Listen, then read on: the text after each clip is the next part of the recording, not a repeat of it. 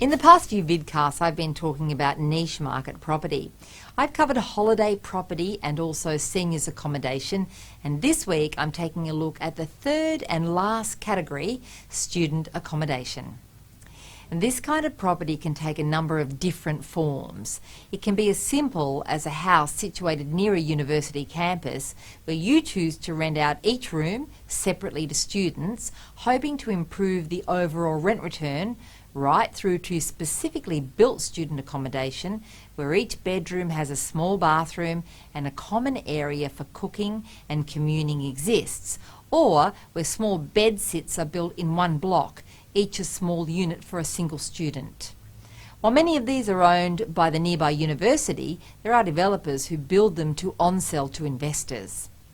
Student accommodation can attract a good rent return, but as with all niche market properties, there are of course benefits and drawbacks of adding one of these to your portfolio. The benefits include vacancy issues can be managed in a student property. If there are, say, 6 rooms, the vacancy of 1 or 2 of these rooms may not necessarily make the cash flows too negative. Renting out individual rooms in a single house could create better rent return than the house could otherwise attract as a whole property. The drawbacks include, if the student market becomes oversupplied, such a property may be difficult to turn into a standard residential property, especially where there is a bathroom per room. Banks rarely lend on this kind of property, especially where the units are small bedsits. Your property may have extended periods of vacancy over the holiday breaks, where many students end a lease to go back home.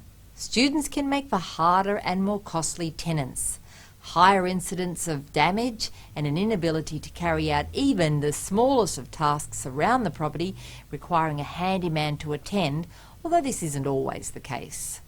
These kinds of properties are heavily marketed for their cash flow benefits, but many have little in the way of capital growth. Be careful if you come across one, and be sure to do all of your due diligence, remembering that the capital growth potential which applies to an area may not necessarily apply to this kind of property in that area. The drawbacks of such an investment can actually hamper its ability to grow over time. Hi there, I'm Margaret Lomas.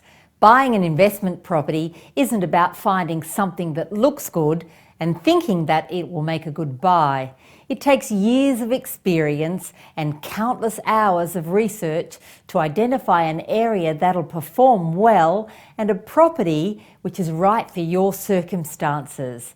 Let me introduce Property Match. It's a revolutionary new system which uses machine learning and our 25 years of experience to find your next investment property.